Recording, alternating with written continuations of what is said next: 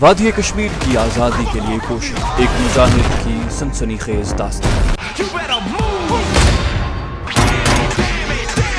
आपके लिए पेश खिदमत है मिशन कश्मीर।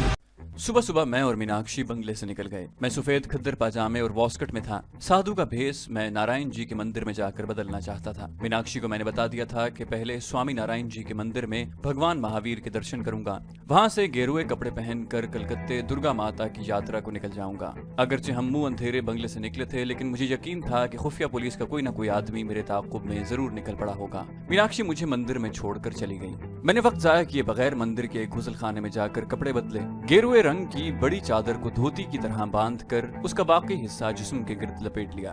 गले में काले मनकों वाली मालाएं डाल ली। माथे पर काली माता का सुर्ख तिलक लगाया। कलाई में मंगलसूत्र पहले से ही बंधा हुआ था। जब मैं गुसल खाने से निकला तो पूरा साधु बना हुआ था। मुझे शुबा था कि खुफिया पुलिस का वो आदमी जो मेरे पीछे पीछे मंदिर में आया है जरूर मंदिर के अकबी गेट पर होगा। ये भी मुमकिन था कि खुफिया पुलिस के दो आदमी हों, एक मंदिर के बड़े गेट पर और दूसरा मंदिर के अकबी गेट पर मौजूद हो। यहाँ से उनकी आंखों में धूल झोंक कर निकलना बड़ा जरूरी था, क्योंकि मैं नहीं चाहता था कि इन लोगों को मेरे सोमनाथ जाने की खबर हो। मैं मुनासिब मौके का इंतजार करने लगा। मैं मंदिर के बड़े कमरे में एक सुतून के पास बैठा माला का जाप कर रहा था कि जोगी साधुओं का एक जुलूस खड़तालें बजाता भजन गाता मंदिर के हॉल में दाखिल हुआ। यहाँ आकर उन्होंने महावीर की बड़ी मूर्ति के आगे आरती उतारी और महावीर की भक्ति के भजन गाने शुरू कर दिए। कोई 1 घंटा तक ये साधु संत यही कुछ करते रहे। उसके बाद वो रक्स करते गाते बजाते कमरे से चले गए। मैं भी उनके जुलूस में शामिल हो गया। ये जुलूस मंदिर के सहन में बनी हुई दूसरी अवतारों की मूर्तियों के आगे रुककर भजन गाते और आगे चल पड़ते।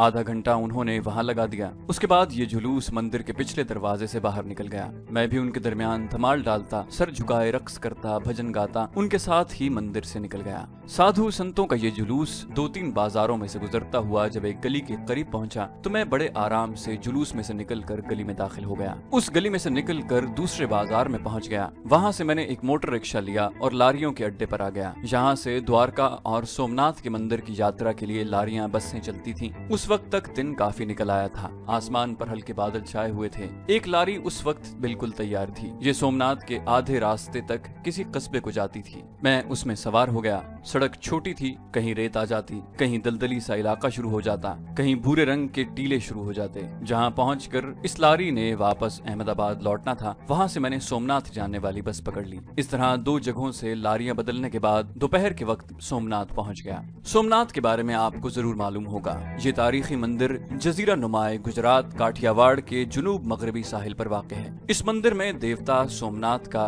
एक बहुत बड़ा बुत है। मुसलमान फातेह सुल्तान महमूद गजनवी ने 11वीं सदी ईस्वी में इस मंदिर के सारे बुतों को पाश पाश कर दिया था। सोमनाथ के बड़े मंदिर को इस्लामी जलगार से बचाने के लिए हिंदुस्तान के तमाम हिंदू राजा अपनी अपनी फौजें लेकर वहाँ पहुँच गए थे, मगर बुत शिकन महमूद गजनवी की मुख्तसर सी फौज ने नारा तकबीर बुलंद करके हिंदुओं की बहुत बड़ी फौज पर हमला कर दिया और उसे शिकस्त फाश दी और सोमनाथ के मंदिर की ईंट से ईंट बजा दी गई। तारीख हमें बताती है कि जब महमूद गजनवी खुद गुर्ज हाथ में लेकर सोमनाथ के बड़े बुत को तोड़ने के लिए आगे बढ़ा तो मंदिर के महंत और ब्राह्मण उसके कदमों में गिर पड़े और हाथ बांध कर अर्ज की कि हमसे इस बुत के बराबर सोना तोल कर ले लीजिए, मगर हमारे बुत को न तोड़ें, ये हमारा देवता है। तब महमूद गजनवी ने एक तारीखी जुमला कहा। उसने कहा कि मैं अपने आप को बुत फरोश नहीं बल्कि बुत शिकन कहलवाना चाहता हूँ, और उसने गुर्ज की एक ही ज़रबेकारी से सोमनाथ के बुत के 2 टुकड़े कर दिए। बुत शिकन महमूद गजनवी की इस ज़रबेकारी ने हिंदुस्तान में तबलीग इस्लाम के लिए रास्ता खोल दिया।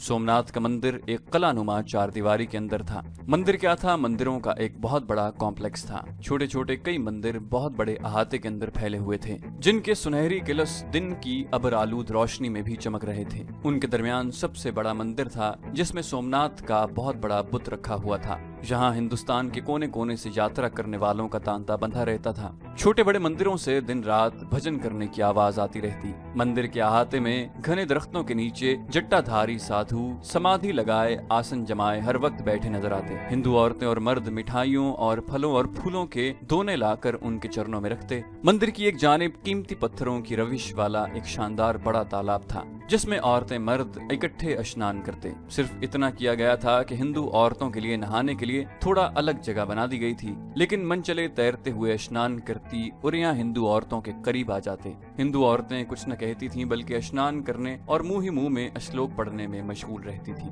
वहाँ सोमनाथ के मंदिर में मैंने ये भी सुना कि हिंदू औरतों का अकीदा है कि अगर सोमनाथ जी के पवित्र तालाब में स्नान करते हुए कोई मर्द अगर किसी हिंदू औरत के उरिया बदन को ऊपर से नीचे तक बुरी नजर से देख ले तो मर्द को गुनाह मिलता है, लेकिन औरत के सारे पाप जन्म जन्म के लिए झड़ जाते हैं। ये सारी बातें मेरे जहन में थीं जब मैं एक हिंदू साधु और सोमनाथ जी के भगत के रूप में मंदिर में दाखिल हुआ। मैंने दूसरे यात्रियों की तरह जाते ही पवित्र तालाब में स्नान किया। कमर के साथ रुमाल में बंधे हुए नोट मैंने बड़ी एहतियात से अपने सामने किनारे पर रख लिए थे। स्नान करने के बाद संत जी से माथे पर तिलक लगवाया और उनकी खिदमत में 100 रुपए का नजराना पेश किया। वो खुशी से खिल उठा। वहाँ 5-10 रुपए से ज्यादा कोई भी नजराना नहीं देता था। उसे 100 रुपए देने का मेरा मकसद था। मैंने पहले से मालूम कर लिया था कि सोमनाथ के मंदिर में बाहर से आने वाले यात्रियों की रिहाइश का कोई इंतजाम नहीं होता। बस एक तरफ लंबे लंबे बरामदे बने हुए हैं, वहीं यात्री रात को बाल बच्चों के साथ सो जाते हैं। लेकिन अगर किसी महंत या संत की सेवा कर दी जाए तो रहने को एक कमरा भी मिल जाता है। जिस संत को मैंने 100 रुपए का नजराना दिया था उसकी उम्र ज्यादा नहीं थी, मगर पेट मोटा था और गर्दन भीने की तरह हो रही थी और वो अपनी उम्र से 10 साल बड़ा लगता था। मैं तिलक लगवाने के बाद उसके पास बैठ गया और कहा, हम दुर्गा माता के भगत हैं, शिवपुरी से यात्रा करने आए हैं। हमें एक अलग जगह चाहिए क्योंकि हमें रात को भगवान शिव के नाम की जाप करनी होती है। और मैंने चादर के अंदर हाथ डालकर 100 रुपए का एक और नोट निकालकर संत जी के पास रख दिया। उसने जल्दी से नोट उठाकर अपनी सदरी की जेब में डाला। उसकी बाछें खिल गई थीं। मेरे करीब होकर कहने लगा, आप भगवान जी के दर्शन करके आ जाएं, मैं आपको बड़ी अच्छी जगह ले चलूंगा। मैं सोमनाथ के बड़े बुत वाले मंदिर में आ गया। सोमनाथ के बड़े बुत पर सोने का पत्र चढ़ा हुआ था। यह सारे का सारा सोने का था। हीरे जवाहरात जड़े हुए थे। उसके कदमों के पास एक बड़ा मोटा ताजा महंत बैठा पुजारियों से दक्षिणा के रुपए वसूल कर करके एक तरफ जमीन के नीचे बने हुए किसी संदूक में डाल रहा था। उसके पास फूलों फलों और मिठाई के दोनों तरफ ढेर लगे हुए थे, जिनको थोड़ी थोड़ी देर बाद मंदिर के कारकुन पुजारी लड़के और लड़कियां बड़ी बड़ी टोकरियों में भर कर ले जाते। तमाम लड़के नौउम्र थे, तमाम लड़कियां नौजवान थीं। ये सोमनाथ देवता की सेवा बल्कि देवदासियां थीं। इन लड़कियों में से कोई भी मामूली शक्ल सूरत की दुबली पतली नहीं थी। सभी सेहतमंद और भरे भरे बदन की थीं। खुले बालों में फूलों के गजरे बंधे हुए थे। माथों पर सुर्ख तिलक लगे थे। गले में सुर्ख मोतियों की मालाएं थीं। कलाइयों के साथ भी सफेद फूलों के गजरे बंधे थे। आंखों में काजल लगे थे। खूबसूरत चेहरों पर पसीने की हल्की हल्की तह शीशे की तरह चमक रही थी। ये मंदिर ऐसा था कि जहाँ मुल्क के कोने कोने से बड़े बड़े साधु संत भी आकर माथा टेकते थे और दक्षिणा पेश करते थे। मैंने भी वहीं से खरीदी हुई मिठाई के एक टोकरी और 100 रुपए की दक्षिणा पेश की, मगर मैंने माथा न टेका। थोड़ी देर मंदिर के लंबे लंबे कमरों और बरामदों में माला हाथ में लिए फिरता रहा। मैं मुंह ही मुंह में ऐसे बड़बड़ाता जाता जैसे श्लोक का जाप कर रहा हूँ, लेकिन हकीकत में मैं उस जमाने के एक मशहूर फिल्मी गाने के बोल दोहरा रहा था। कोई घंटे 2 घंटे के बाद मैं तिलक लगाने वाले संत के पास आकर बैठ गया। उसने अपनी गद्दी पर किसी दूसरे आदमी को बिठाया और मुझे साथ लेकर मंदिर के जनूबी हिस्से की तरफ चल पड़ा, जहाँ दरख्तों के झुंड थे। एक पुराना तारीखी तालाब था जिसमें उतरकर स्नान करने के लिए सीढ़ियां बनी हुई थीं। जरा फासले पर एक कुआं था। 2 देवदासियां और 2 सेवाकार लड़के कुएं में डोल खींच खींच कर पानी निकालकर करीब रखे कांसी के मटकों में भर रहे थे। इस तालाब के पीछे एक छोटी सी कोठरी थी जो जमीन से जरा ऊंचे चबूतरे पर बनी हुई थी। उसकी दीवारें पत्थरों की थी, मगर छत घास फूस की ढलवान थी। आगे छोटा सा बरामदा था। संत कोठरी का ताला खोलकर मुझे अंदर ले गया। उसने दीवार पर लगा बटन दबाकर बत्ती जला दी। कहने लगा, महाराज, इससे अच्छी जगह सोमनाथ जी के मंदिर में आपको और कोई नहीं दे सकता। आप अगर गांजे का शौक रखते हैं तो वो भी आपको यहाँ पहुँच जाएगा। फिर मेरी तरफ देखकर हल्की सी आंख मारकर बोला, और अगर आप थोड़े से पैसे खर्च करें तो मैं आपको अहमदाबाद से मंगवाई हुई विलायती दारू की बोतल भी कहीं न कहीं से ला दूं। मैंने हंसकर कहा, नहीं संत जी, मैं दारू गांजा नहीं पीता, मुझे तो ईश्वर नाम की खुमारी चाहिए। वो खिसियाना सा होकर हंसने लगा। फिर मेरे साथ कोठरी से बाहर आ गया और चाबी मुझे देते हुए बोला, महाराज, दूसरों से तो हम इसका रोजाना किराया 25 रुपए लेते हैं, लेकिन आपसे 20 रुपए ले लिया करेंगे। अगर आप रोज का 50 रुपए किराया दे दिया करें तो आपको 2 वक्त का खाना और सुबह का नाश्ता भी मिल जाया करेगा। वो हंसने लगा।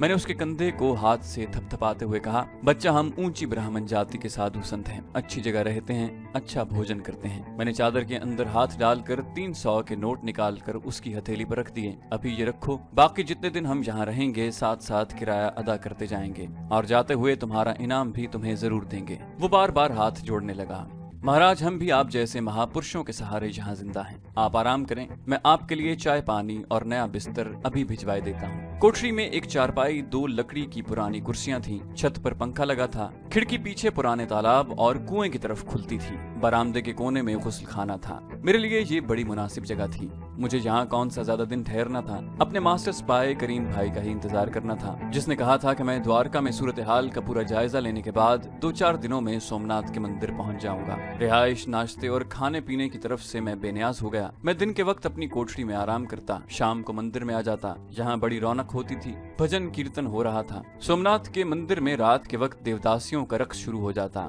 देवदास लड़के भी इस रक्स में शरीक हो जाते। हर तरफ अगरबत्तियों और लोबान की खुशबुएं उड़ रही होती। देवदासी के चेहरे पर रक्स करते हुए पसीने के कतरे बिजली की तरह रोशन चमक रहे होते। बड़े महंत जी स्थान पर अपने हट्टे कट्टे पुजारियों के दरमियान बड़े मजे से बैठे देवदासियों के रक्स से लुत्फानंदोज हो रहे थे। किसी वक्त मजे में आकर जय बजरंग बली का नारा लगाते और देवदासियों पर थाल में से गेंदे के फूल लेकर निशावर करते। देवदासियां इन फूलों को बड़ा मुतबर्रिक समझकर जल्दी से उठाकर अपनी चोलियों में छुपा लेती। बाद में मुझे मेरी कोठरी वाले संत ने बताया कि रात को जब रक्स खत्म हो जाता है तो बड़े महंत तमाम देवदासियों को अपने खास कमरे में बुलाकर एक एक करके सबकी चोलियों की तलाशी लेते हैं। जिस देवदासी की चोली में गेंदे के फूल ज्यादा होते हैं वो उसको रात भर के लिए अपनी बीवी बनाकर कमरे में बुला लेते हैं। संत ने यह भी बताया था कि बड़े महंत जी के कमरे में एयर कंडीशनर लगा हुआ है, रेशमी बिस्तर है, अलमारी में विलायती शराब की बोतलें हर वक्त मौजूद रहती हैं। उस आदमी ने मुझे ये भी बताया कि बड़े महंत को शहर का सबसे मुअज़्ज़ज़ आदमी और सोमनाथ देवता का अवतार समझा जाता है। इसका ऊंची सोसाइटी में बड़ा आना जाना है। लोग अपने घरों में इनका आना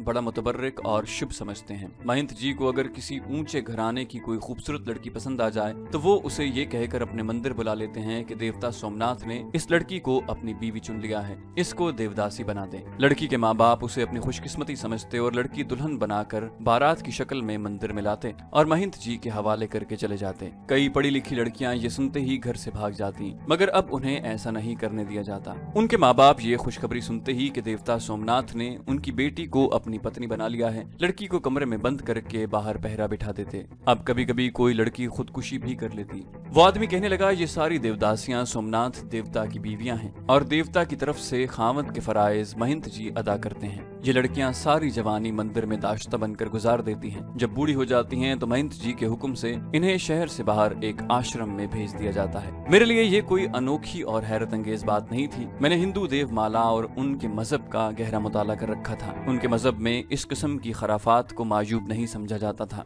मुझे सोमनाथ के मंदिर में आए तीसरा दिन था। मेरे अंदाजे के मुताबिक मेरे मास्टर स्पाई करीम भाई को 2 दिन के बाद मंदिर में पहुंच जाना चाहिए था। मैं तीसरे दिन रात के वक्त देवता सोमनाथ के बड़े बुत वाले कमरे में बैठा पहले भजन मंडलियों के भजन कीर्तन और फिर देवदासियों के रक्स देखता रहा। दरअसल मुझे कोई काम तो था नहीं, सिर्फ अपने मास्टर स्पाई करीम भाई का इंतजार ही करना था। बड़ा महंत बड़ी शान से अपने अतलस कम ख्वाब वाले स्थान पर बैठा देवदासियों को रक्स करते देख रहा था और खुश हो रहा था। कभी कभी वो पास के चांदी के तश्त में से गेंदे के फूल उठाकर उनकी तरफ फेंक देता। देवदासियां रक्स भूल कर जल्दी जल्दी गेंदे के फूल उठाकर अपनी अपनी चोलियों में ठूसने लगती। इतने में एक हट्टे कट्टे पुजारी और महंत के बॉडीगार्ड ने करीब आकर उसके कान में कुछ कहा। महंत ने खुश होकर सर हिलाया, फिर उठकर बुत के आगे हाथ जोड़कर प्रणाम किया और अपने बॉडीगार्ड के साथ वहां से चला गया।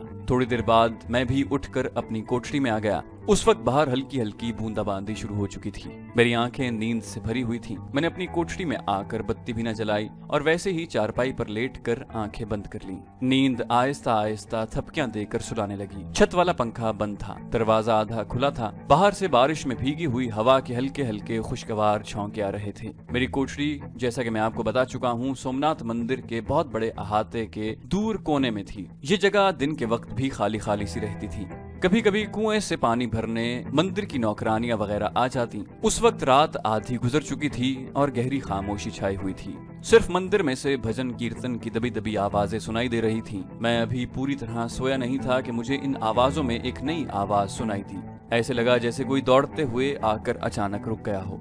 फिर बरामदे में किसी के कदमों की तेज तेज चाप सुनाई दी। मैंने आंखें खोल दी। चारपाई पर लेटे लेटे बरामदा नजर आ रहा था। मुझे बरामदे में एक इंसानी साया नजर पड़ा जो एक पल के लिए बरामदे में आकर रुका और फिर तेजी से मेरी कोठरी में दाखिल हो गया। मैं उठकर बैठ गया। कौन है? मैंने तेज लहजे में पूछा। भगवान के लिए मुझे कहीं छुपा लो, मैं तुम्हारे पांव पड़ती हूँ। मैं तुम्हें बहुत रुपए दूंगी, इस वक्त मुझे उनसे बचा लो। ये किसी लड़की की आवाज थी जिसका सांस फूला हुआ था और वो हाँप रही थी। मुझे उसका चेहरा नजर नहीं आ रहा था। एक साया अपनी चारपाई की पायंती की तरफ खड़ा दिखाई दे रहा था। मैंने पूछा, तुम कौन हो और कौन तुम्हारे पीछे लगा हुआ है? लड़की फूले हुए सांस के साथ बोली, भगवान के लिए मुझे इस वक्त कहीं छुपा लो, मैं तुमको सब कुछ बता दूंगी। मैंने सोचा, न जाने बेचारी किस मुसीबत की मारी हुई है, किसके जुल्म से भाग कर आई है। इस वक्त तो इसको छुपा देता हूँ, बाद में मालूम कर लूंगा कि ये कौन है और इस पर क्या मुसीबत आन पड़ी है। मैंने कहा, मेरी चारपाई के नीचे छुप जाओ। वो जल्दी से मेरी चारपाई के नीचे घुस गई। मेरी चारपाई पर जो फुलकारी नुमा चादर बिछी हुई थी उसके पल्लू दोनों तरफ से कोठरी के फर्श को छू रहे थे।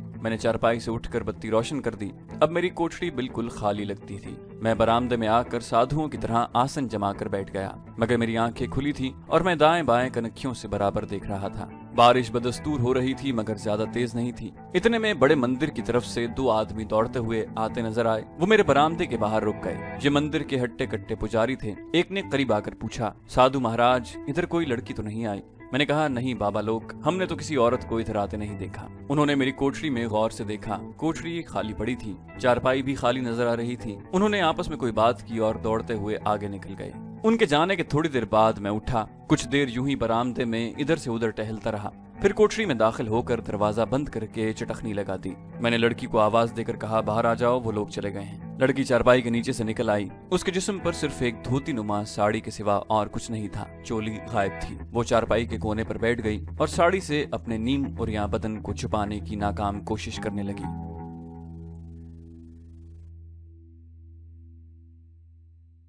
तो दोस्तों, ये थी हमारी आज की एपिसोड। उम्मीद करते हैं आपको हमारी कहानी पसंद आई होगी। जाने से पहले इस वीडियो को लाइक कीजिए और शेयर करना मत भूलिए।